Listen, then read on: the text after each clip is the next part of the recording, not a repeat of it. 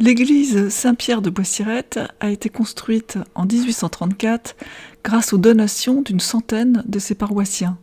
La paroisse est ensuite rattachée en 1905 à celle de Marmignac et l'église devient de moins en moins fréquentée. Le bâtiment se dégrade progressivement jusqu'à ce que Loutre décide de le restaurer entièrement en 1965. Il commence par le gros œuvre, puis entreprend sa décoration intérieure. Il la conçoit d'emblée dans sa globalité et avec les ressources en matériaux locaux. Le sol est composé d'une mosaïque de galets blancs et noirs, dont il fait provision à la rivière Dordogne toute proche, et qu'il mêle aux plaques de pierre de Cressac. Les murs sont blanchis au lait de chaux. Il sculpte le chemin de croix, ces blocs carrés de ciment teinté en jaune, taillés, qui enserrent les murs à hauteur d'yeux. Les 5 vitraux ont été réalisés par l'atelier du maître-verrier Paul Virilio, d'après des cartons de Loutre, sauf les 2 en entrant à gauche, qui ont été réalisés d'après des cartons de son père, l'artiste Roger Bissière. Le plafond est peint en caisson, alternant le blanc, le gris et le noir. Après le gros œuvre, Loutre poursuit la rénovation en s'attaquant à ce qui pourrait s'apparenter au décor, mais qui par sa liaison structurelle au bâtiment en fait partie intégrante.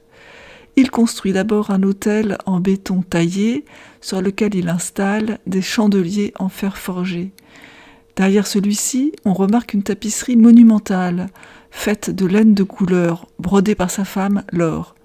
La broderie en fil de laine dessine des chemins qui mènent à une grande croix installée au centre de la composition. Elle laisse apparaître le mur par des espaces laissés libres. Celui-ci est peint d'une fresque avec des motifs de fleurs ocre et blanc.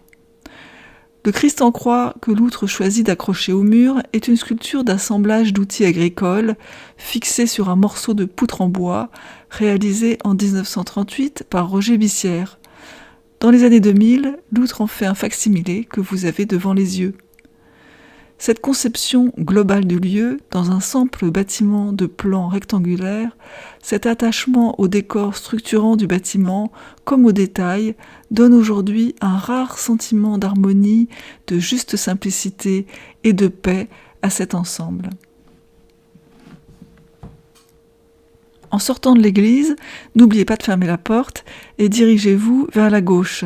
Suivez le chemin communal qui descend et à son premier virage sur la droite, dirigez-vous vers la gauche en longeant le champ vers le bois. Vous verrez en face une première sculpture monumentale dressée de couleur ocre.